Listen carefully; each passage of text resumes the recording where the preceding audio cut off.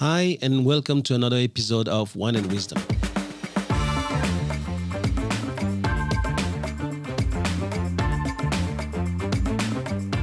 I'm Thomas Le Hoang, and you're listening to the TL podcast, where knowledge is shared and no one takes themselves too seriously.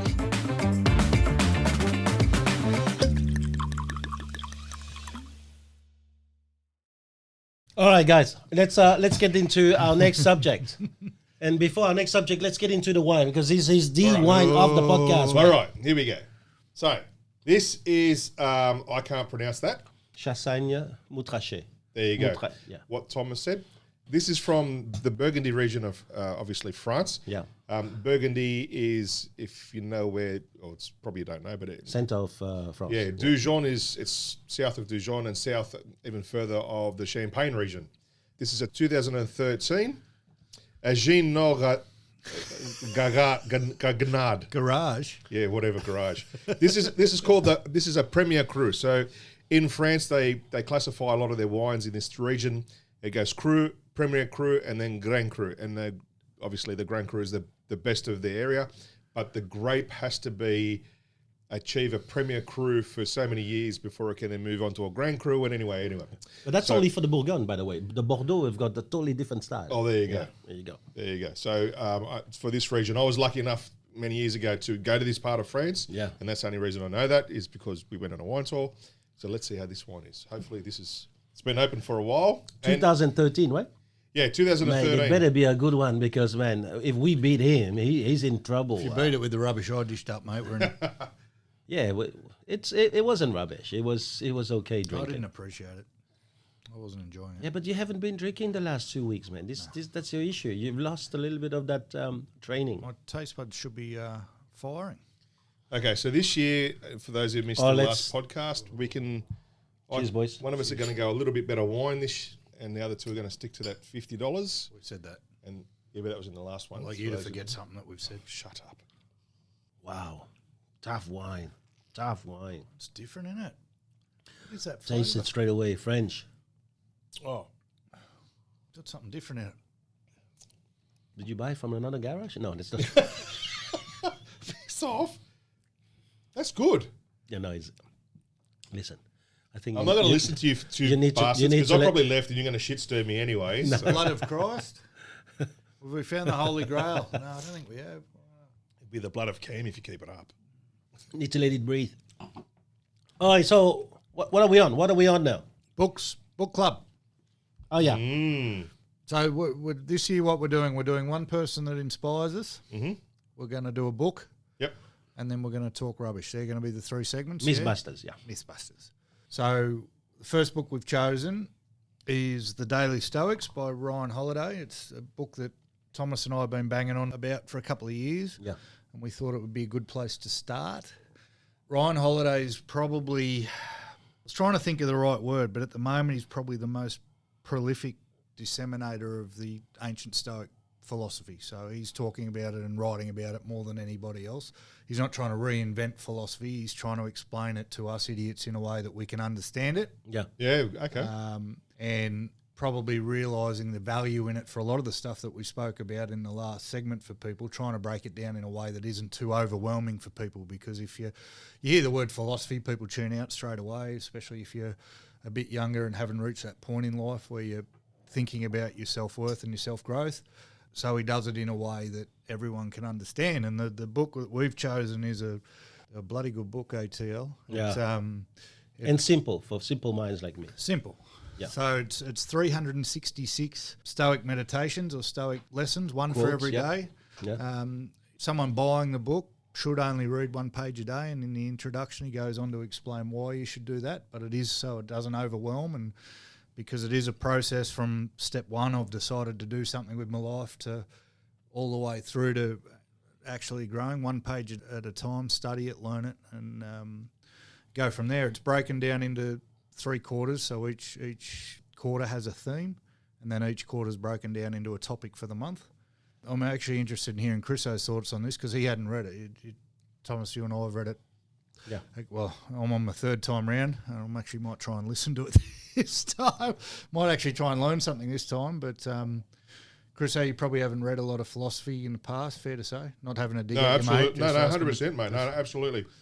Can I say to you, when you talk about Stoics or the way of living life, Well, who are the Stoics were, so they're ancient philosophers who came up with a system of values and a system of beliefs in how we could or should live our lives. They weren't the only ones. There's plenty of others out there, but the Stoic is, it's not a form of religion, but if you could liken it to that, they had their own way of doing things and their own expectations on how us as humans should behave. And pretty much every personal development book I've ever read or come across is based on their philosophies. Fair to say, TL? Yeah, because Stoics are about reaching the best of yourself. And any books on motivation has to talk about it, right? So in many ways, all motivational books have got parts and bits of all those Stoics. right? But where else can you get 365 quotes of the best Stoics sharing this with you in 365 days? So going into this book, when I read a book, I've got to read, front to back. Yeah. Simple as that. So just right even before you go to contents, there's a saying, and it's obviously all this is translated from Latin, and it's as directly translated as they can. One of them was, of all people, only those are at leisure who make time for philosophy. Only they truly live, not satisfied to merely keep good watch over their own days. They annex every age to their own. All the harvest of the past is added to their store. Only an ingrate would fail to see these great architects of venerable thought were born for us and have designed a way of life for us. And that was by Seneca. And even just that foreword in itself, if you take time to think about it, says a lot about the Stoics. And it was my misconception about Stoicism was about being a hard-ass, steadfast, true. And it's actually way more than, it's not that. It goes actually the opposite to that, where people were talking more about not how they act with other people, but how they act with themselves. Yeah. And how they judge themselves. Because to be maybe a better. lot of people, when they see Stoics, they think of Sparta. Maybe. And they think of the Athenians, who have to be always preparing themselves for war. And I think it's totally wrong. The Stoics can be the softest people, but they have a way of living life that can only be inspiring for a lot of people. And so I think it's interesting what he just said, because what Chris just said is that many of us decide about reading certain things or not reading it because of our own ignorance. Yeah, absolutely, Our own 100%. prejudgment about what that should be. When you could be actually walking past a treasure trove of wisdom. You need to have all the information so you can make an informed decision. It's Make not your about- own decision, It's yeah. not about, we've talked about that one in relation to watching the media before. It's not about saying, they're just people from Sparta, I'm not going to read their shit. Read it anyway. Right? And then you can make an And then you informed can decision. talk about it, yeah. Absolutely. So the beautiful thing about the book is, I think the Stoic philosophy can be summed up, I believe, in all they want is people to look inwards before they look outwards. Yeah. Yeah? Yep. And anyone will tell you that. The principles you read out before from Chris Gardner, Yep. had a lot to do with that. So the first, we're going to read about 30 pages of a book between each podcast, yeah? That's the plan? Yeah, So we've absolutely. all Are we done going to stay on the book? To stay on the one book? Right. Yeah, so we're doing January today. We're doing right? January. So the Yeah. first quarter's theme is the discipline of perception, which how you view the world, basically, if you were to translate that into layman's terms. And then January is the first month, obviously, and the topic is clarity. What did we learn about clarity in the first 31 pages? Well, from my own reading of the 31st page, it's that the world tries to mesmerize you with certain things. All right? Live like this, then you'll be known as being successful. This is how you should behave because that's how society would want to. And what I believe the book is trying to say is that unless you really can go inward and analyze things for yourself, then you won't see in your own little life, which is a very short period of time in the span of the universe, then you won't see what it is for your life. But if you can go inwards and you can really see it, then you can make that very small amount of time be really that opportunity for you to sing that song you're meant to sing from birth.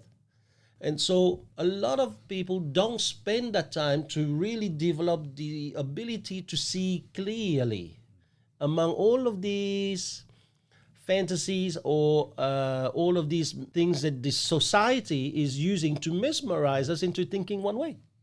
It's really heavy on trying to teach you very early on to focus on what you can control and what you can't. Yeah. There's many, many lessons in the first month about what can you control and what you can't. Something I believe from the first couple of pages is lesson 1 and lesson 2 should be swapped, because lesson 2 is educate yourself to be free. Freedom, education is freedom. And I think that's the first thing that people have to understand about picking up a book or about reading all the books and not writing something off because you may not be interested in the topic. We have to educate ourselves. You know, we go to school to learn how to read, write and count. We don't go to school to learn how to do life. We don't go to school to learn how to do money. And it's a shame. That's probably what should be taught, because it's much more important. Yeah. We all leave school being able to read, write and count, but got no fucking clue how to live life. At school we learn how to remember, not how to create. Right? And how to deal with people, how to interact with people. We know what bullying's like and we know what being nice to someone's like, but that's about the limit of it, yeah? So But maybe the other way too is that at school we learn how to do, not how to be. Yeah, very good. So lesson 1 is understand that there's things you can control and things you can't, and wasting energy on the things you can't is exactly that, wasted energy, and you can't do anything about it. Yeah. So work out But what is stopping a person from thinking, hold on, what if I expanded my ability to control what I can't? Look, if you can't control it, you can't control it. It's a pretty definitive word, can't. But I think that comes down with ego. I think someone with an ego that thinks that they can control more than they can control would think that way. I can't control the wild horse, but with a bit of learning, I can learn to control the they're wild talking horse. about you can't control the weather. So if it's raining or if it's sunny, it's going to be raining or sunny. What you do with that is up to you. But your mind shift could be up for a huge shift very soon, because the Chinese apparently can now create rains in some parts of the world already. They have technology to do some of these things. Okay. So I'm not saying it is true, but what if A horse can be it does? broken in. Then our paradigm shift has they to will talk encompass it. They will talk probably further on in the book about being realistic about what you can't control and what you can control, which I think is what, everyone can break in a horse, because horses can be broken in. It's a proven fact. So putting that in we use it in a work sense. Oh, I can't control it. That's not my fault. That's not the Stoic way either. But it's having a deep understanding, and it's to take a lot of pressure off a lot of people, I think, too, who feel the weight of the world on their shoulders and live every bump in the road, and don't react to external factors the way they should. To understand, hey, some of it's not your fault, but how you deal with it is your fault. So a modicum of choice, yeah. And that's one of the things that I was going to say about that freedom of choice, being able to what you control. And really what they come down to is the only thing you can control is your thought. Because even you can't control your body, because if you're locked up, you're not controlling your freedom, you're not controlling your body, you're not controlling what time you get up, what you eat and so forth. You can only control your thought. And later on that first month that's what they get down to. Yeah. When I first saw it, I'm going, bullshit. I mean, I can control my body. No, I can't. Well, I think I can. I can't control its freedom. I can't, if I have a nervous tick, I can't control that and so forth. So it's right. The healthiest people on the planet still die of heart attacks, and some of the unhealthiest people on the planet live till they're 100. So that's an example. But it's very rare, though. What the first month? So you're talking about exception, or you're talking about is it very rare? The norm? Because these are some of the things. I agree with you that maybe January 2 should have been first, and to me, January the 2nd, his lesson was that education is freedom. And I think that in the end, which really goes back to that quote you had in the beginning by Seneca, who was a slave, by the way, who said really that all knowledge must lead to self-knowledge. And I think that the minute that you realize that, then you understand that, learning about engineering may not be about self-knowledge. That's not knowledge. That's learning how to do something. That really, true knowledge is about knowing self. You know what? I would never have picked this book up if it wasn't for us doing this podcast. And you guys have spoken about it a couple of times. Yeah. But it never really interested me to pick it up. Can I tell you, it's probably one of the best books I've ever picked up. We've probably and done I've only it gone ourselves. 30 odd pages in the January and the introduction and so forth. It's an amazing book. And it is so easy to read. But what do you put it to? To the content of the book, or maybe the fact that you had to do this podcast and therefore you had to read beyond the book? Because some of the things about the books too is that a lot of people read books. Not many people apply the books, hence he's asking people to just apply one a day. Because if you can just read that one thing a day and all day long, that's all you do, Lesson 24, mate. you've got way more chance. 24th of January. How do you remember that? Because it's written Because he's got Oh, notes. you've got it written there. Sorry. here. That's one of I those. couldn't see your iPad. What I'm more interested in, which is probably something, it'll help me personally. I met the guys in the office read. These guys have got to read. And I don't know how to get them to read. I and had the don't know same how to- conversation with I don't know Thomas. how to get the point. I don't know how to get lesson number 2 across. You've got to educate yourself, right? So I think Thomas found this book sitting on my desk one day. I don't know how I came across it. I think I listened to a podcast. It got mentioned. I grabbed the book. It sat on my desk. He came in, read it one day. And all of a sudden, for the next 12 to 18 months, it was a lot of what he spoke about. So I'm interested, if knowing the relationship that you two guys have, why did you have no interest in picking the book up? I think the word Stoic stopped me. And that's why I picked that introduction. Right at the beginning of the introduction, it's amazing. Except to the most avid seekers of wisdom, Stoicism is either unknown or misunderstood. Indeed, it would be hard to find a word dealt a greater injustice at the hands of the English language than Stoic. The average person with vibrant, action-orientated, paradigm-shifting ways of living has become shorthand for emotionalists. So they're already saying people automatically think that Stoic is emotionalist. Given the fact that the mere mention of philosophy makes most nervous or bored, Stoic philosophy on the surface sounds like the last thing anyone would want to learn about, let alone urgently need in the daily course of life. And I read that and I've gone, that's how I looked at the word. And that's what I said at the start. When you hear the word philosophy... Doesn't sound sexy. No, it doesn't sound like something you can learn in 5 minutes. No, And it can't. You can't. Maybe it does a disservice to the Stoicism philosophy that Marcus Aurelius, the emperor, probably the most powerful and most educated emperor of Rome, was one of their first. Yep. And so hence, whatever comes with an emperor, the army, a guy who's been taught by principles in the army, that we tend to think, yeah, all right, so you have to be emotionless, you have to be tough, you have to be this, you have to be disciplined. Because it comes from ancient times, people might think it's antiquated. But can I tell you that 30 pages that I've read on the just January, or 31, whatever it is, it's been fantastic. And there is so many connections to what we do on a daily basis, every day that we read that. It's just everything crazy. we do. It is. It's just Clarify crazy. your intentions is lesson number 5. Oh. It's about setting goals. So the whole of month 1 is about trying to work out where you're heading and telling you, well, if you don't know, set a plan. Maybe it's not even goals on that 5. I think it's, to me, I read it as clarify all what the you really want to become in life, what you really want to do with life. I think he goes beyond goals. He goes... Let all your efforts be directed to something. Let it keep that end in view. It's not activity that disturbs people, but false conceptions of things that drive them mad. Lord 29 of the 48 laws of power is plan all the way to the end. By planning to the end, you will not be overwhelmed by circumstance and you will know when to stop. Gently guide fortune and help determine the future by thinking far ahead, Robert Greene writes. And 7 habits of highly effective people is begin with the end in mind. You have to have a GPS coordinate. Yeah? Yep. I believe that's what it's saying in that lesson. If you don't know, and it's something I've relied on this year probably more than any year, and it's not New Year's resolutions, but I've got a few ends in mind, finally. And it's something you can aim towards. And I think the whole month is trying to clarify those intentions for people. I think one of the best lessons in it, and it's probably best for this generation of people and your Instagram influencers and the people chasing lights on Facebook, is January 6th. You know, what's on January 6th? Where, who, what, and why. Who are you? Yeah. A person doesn't know what the universe is, doesn't know where they are. A person who doesn't know their purpose in life doesn't know who they are or what the universe is. A person who doesn't know any of these things doesn't know why they are here.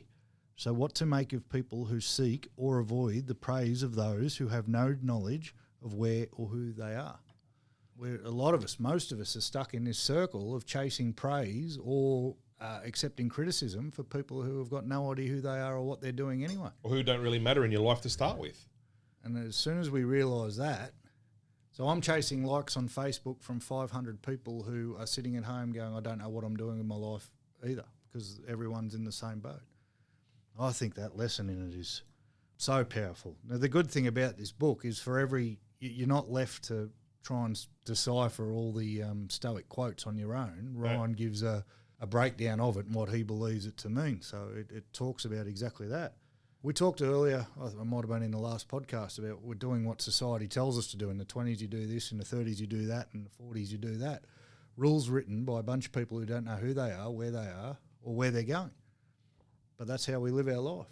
I think number 6 is one of the most powerful in the first 30 days. I think not necessarily for me personally, but I think when I look at the good that could do if more people in the world understood that.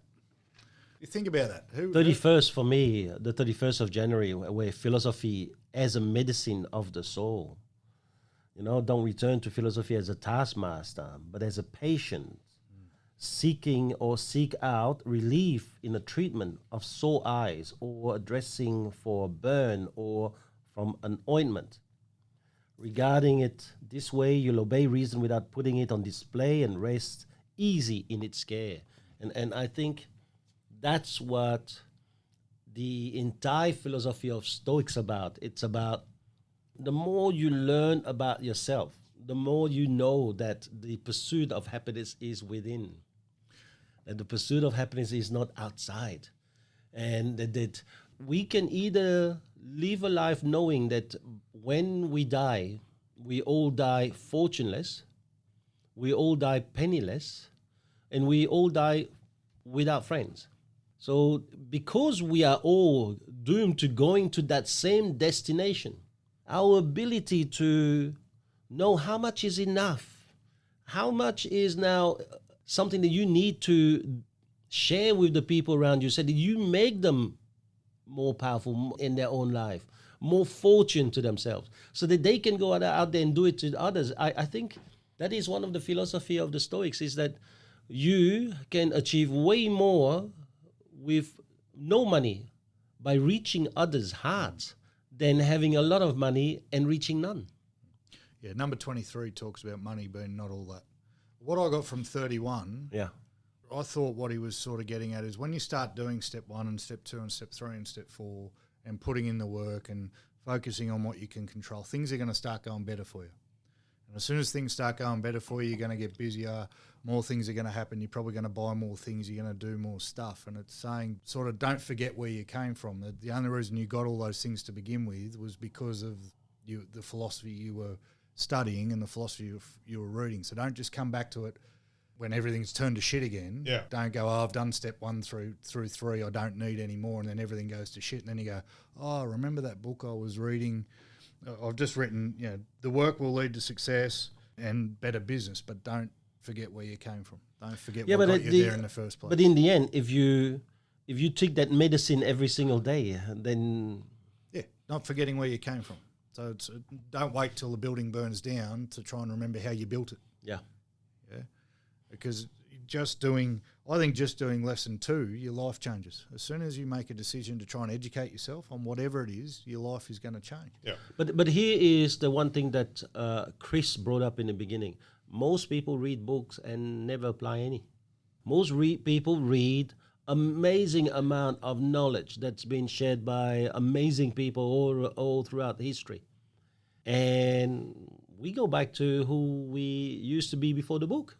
Well, they're not truly educating themselves then, are they? Because part of an education is to put it into practice. Yeah. Yeah? There's a saying I heard ages ago, is we're drowning in knowledge and starving for wisdom. And it's a lot of us read for the sake of reading, and we like the sayings and the books and the quotes and so forth, but don't really put that into practice. And I'm guilty of it on a daily basis. We are all. Yeah. Man. We are all. And we don't put it into practice on a daily basis. I've recently shared with yourself a series on Netflix. Yes. And I've shared it with a number of people. You're the only person I know of that watched it straight away. And there's others there that will take a lot more out of it than probably yourself. The wine one or the... No, it was called I've Coach's done both. Playbook. The Red Obsession was not Red bad, Obsession but was okay. But no, this is called the Coach's Playbook. Yeah, I've seen it. I haven't watched it. yeah, the Red Obsession was about how Bordeaux stuff themselves with valuing their wine too much. Netflix I'm usually watching before I go to bed, and I don't like. You don't want something. You see, to I don't. stimulate you. I get it, but I don't do it. What he's trying to say is different, man. Me, I'm going. I value Chris' input. Yeah. He says, guys, you got the time to watch it. I find the time ASAP because I'm thinking he has seen something in it maybe I should look for. So I make it a game. And I reckon the Playbook. Coach's coach. playbook, Oh, mate. Only 5. What a bloody series. You know, especially for talking me, about the that book. Patrick Mouratoglou, you know? No. So when you have a look at it, no. But this is what this book is about, is that you have to be open to knowledge. You don't have to be open to just the Stoics book. You don't have to be open to just the 31st days of January because that's where you want to be. You have to develop that ability to be open, to have that growth mindset, like, what is it, Green, talked about Robert Greene. And you have to have that ability to just seek information from everywhere, you know, and I think it's enormous. Until we really develop that, we're not going to talk about the Stoics book. We're not going to talk about that desire or that never-ending drive for improvement. I think there's a void with a lot of people, or an inability of a lot of people to actually know how to study a book and how to absorb and retain that information. I think a lot of people really don't know how to do that on a basic level. I mean, I think the beauty of this book is that 1 page a day, that's all you need to do. It's true. Yeah. Even us doing it the way we've done it, you need to go back and you've read 30 pages at once. There's no way you've taken all that information in. No. So you go back. I've been doing it this year. I'm pissed off we did 30 pages at once because I was happily on day 15. I was happy with my one thing a day to worry about. But but you have to be careful that you're no longer applying day 3 because we're now you got to day try and 20. remember. That's why you know. So you got to stack it all up. yeah, and I think that you have to revisit it. You have to do it again. I mean, one of the things that he's spoken about is keeping a journal, which was I don't know what day now. Day at the end. 28 or something. Yeah, like I'm not sure. I left it out Anyway, 'cause he does so when it, you so. look at the journal, like this holiday, I went through my journals in the digital format I have. You know, every day I keep a lesson of the day, but the last 9 years I've got it on my iPad. And so I also realized the digital format is not something I go to read a lot because, you stumble on 1, you stumble on 2, but you don't allow yourself to have that opportunity of surprise by just opening the book at any page and then read that, you know? So I've gone through all my journals on digital format to put them in a book. And I've sent them to a company that will put them all in a book for me. So I'll have a book for each year. And I think that these are the things that we need to be doing. Wow. It is not to think that the reading of today leads to a lesson for today or this week, but the lesson of today must be assimilated so that you use it in 50 years. And that's the key. I spoke to a leader a few days ago who said, oh, man, last year my goal was to read 24 books. And I know, man, I've put the same kind of goal. And no, read 1, but bloody apply that 1. If I could really apply the 365 lessons that was in here, or 366, seriously, my life would be totally different. Yeah. Have you found any you don't agree with in the first 30 pages?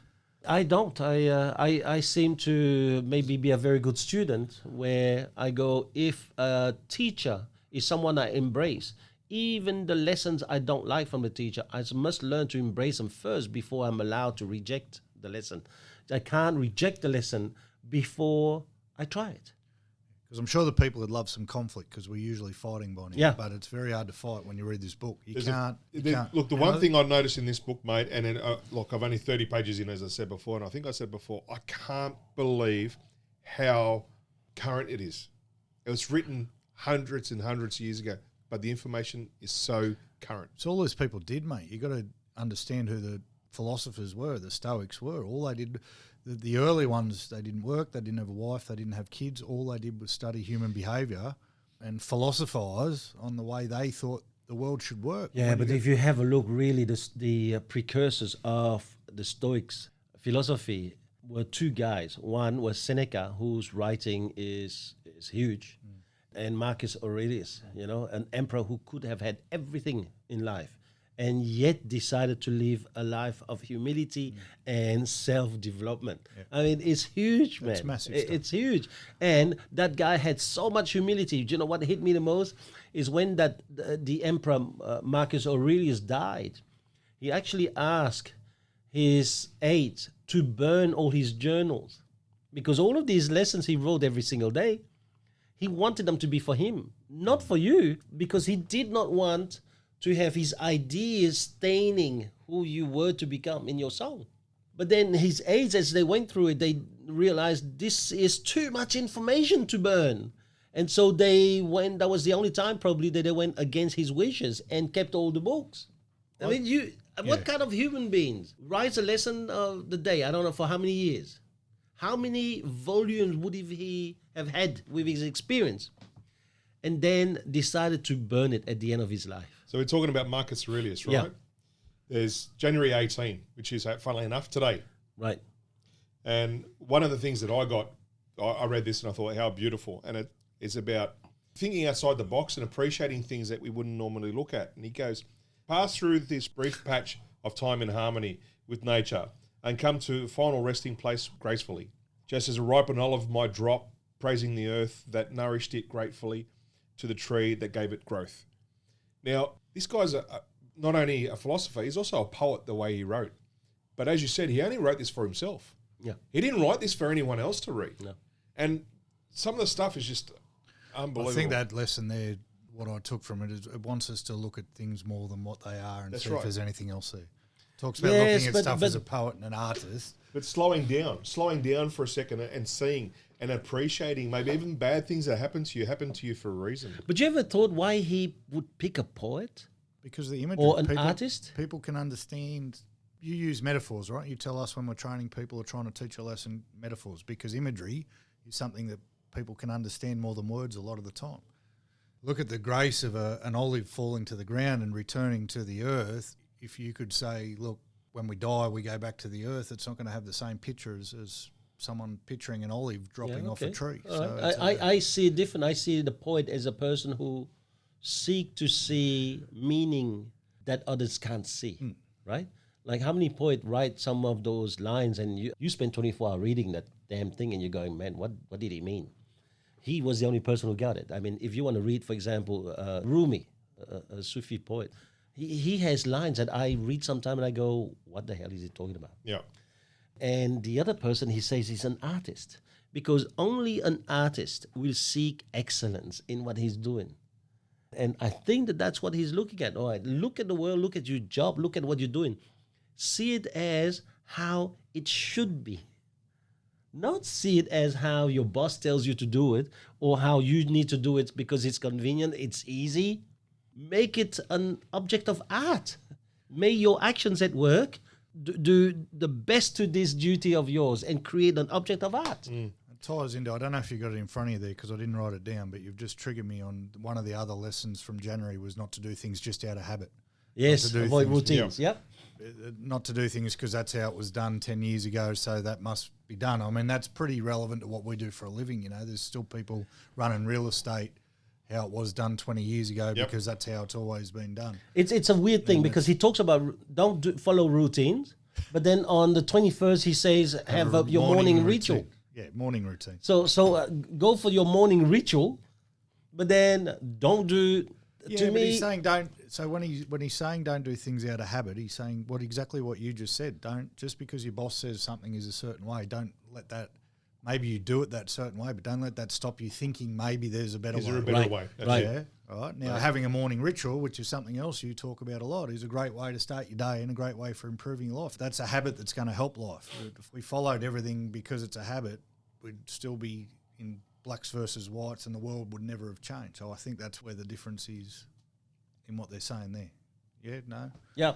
No, I you're get you. right. No, Listen, absolutely. the beauty of reading a book is that there's no right, no wrong. It's all interpretation, That's guys, right? And the reason we're doing what we're doing here is that 3 interpretations of a text is always going to be better than one. And then therefore we always enrich each other by talking. There's no right, no wrong, because we are all at different stage of our life, right? Therefore we are all going to take a different turn to everything we read, right? Yep. And so by mixing it, we now have got the mix of the wisdom of the ages and the ignorance of youth. youth. Yeah. Youth, though. I'd rather be young and ignorant than you two, put it that way. I think that's important, though. It's an Unfortunately, you're going to walk to that gate, brother, so don't put it down. I think I'd like to tie that into what you were saying before about how intensely someone needs to read. I think it's okay to understand where you're at, and if you're not a reader, I personally would rather someone read this book every day and form a habit of reading and maybe not get all the lessons out of it than they should, than not read the book at all because we've just made it sound like you have to study it and it has to be your be-all and end-all. I think that's part of the problem with getting people to read to start with. If we made it okay for people just to pick it up and read a page, and if you get something out of it, great, but then tomorrow read another page, all of a sudden people might start reading more. Yeah. This is the 3rd time I'm on this book. This 30 days, I probably wasn't ready for it the first 2 times I read it. I probably didn't have the space in my head at the time I got the book to absorb it. So You're getting more this time, you're saying? yeah, oh mate, it's actually Sinking in. I can quote you stuff out of it. That's how I know I'm remembering it. Yeah. I couldn't have told you what was on day one. I'm reading another book at the same time, and I can tell you what order that goes in as well, which means I'm actually absorbing information for the first time. Yeah, but it's not enough. Don't let I know you have to act on it, but I'm at a different level to someone who's never read a book before, yeah? Right? Yeah, So but you're here only displaying like your ability to remember stuff. No, I understand, but that's how I know something What going if into my he head. doesn't remember anything that you remember, but he acts more pages than you? He's going to win.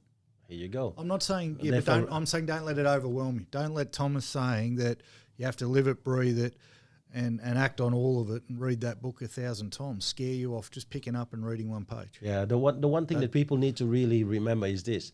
It may take 1,000 blows to split the stone, but every single blow has contributed to that split, Something, yeah. right?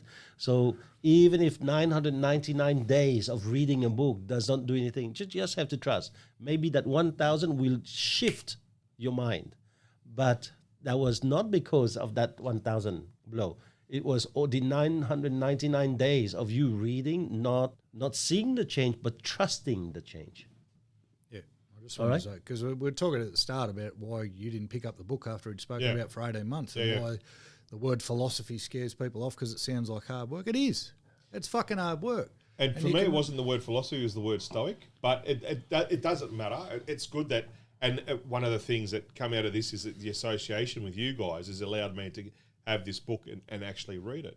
I think it's... Thomas talks about letting the book choose you. I believe in that too. I've had this book for 3 years now and I probably wasn't ready for it 3 years ago. You know, everyone's at different stages in life. Everyone has different things going on. I just want people to read. It's changed my world. So just pick up, read one page. If you don't understand it, ask someone who's read the book. But at the beginning, you asked, how do you get people to read? And I, funnily enough, asked Thomas the same question, well, I don't know, maybe 12 months ago or so. And as you said your first trainer used to read to you. He'd ring you up at like 6 in the morning and start reading a paragraph to you. And maybe that's what we need to do is take the book to the team and at the beginning of training or at the end of the training. Done it, do it. Just some people, and I was an avid reader when I was at school. I didn't pick up a book again until I was in my 30s. So it's part of that. My own answer is remember where people are at. I'd just like to speed up the process because if I got this book when I was 25, chances are I may have started applying some of it a little bit earlier. Probably than not. 38, maybe. Yeah. Maybe. Probably not. You don't know. Probably not.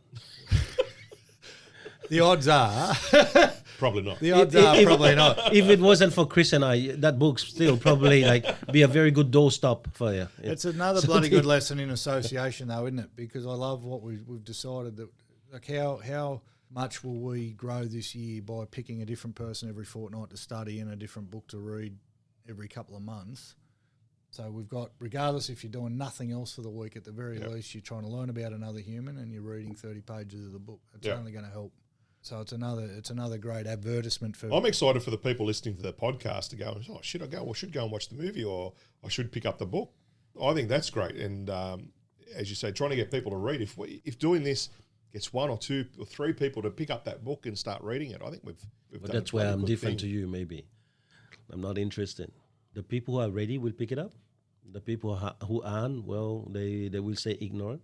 The thing is a bit selfish. How much change is this session doing to me? No, that's what I was just saying. And, How much and are I we think going to grow? that's the, yeah, that's the absolutely. growth for us, you know. February is going to bring us some other things. That's unfortunately it's only 28 days. Hopefully they put 29. I haven't been to that. So I think you that's have the to 366, mate. I think there's February they're 29. going to 29 then. So they're going to really do certain things to you, and you have to trust the process. And that is the key to reading books, is that sometimes you read, you don't know.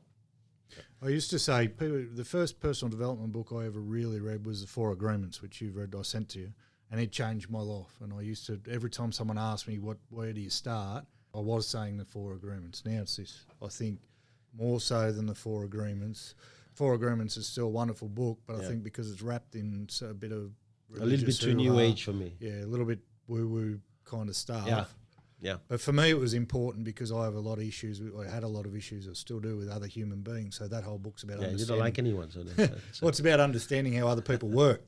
You're So once I you're realised they were you're- all dickheads for a reason. So I'm you're like, you're what we call the lonely stoic. The lonely stoic. that's why when I realised that everyone was dickheads for a reason, it changed my life. It was okay. But this But one of the habits, guys, that I hope that we are all developing is to let books choose us.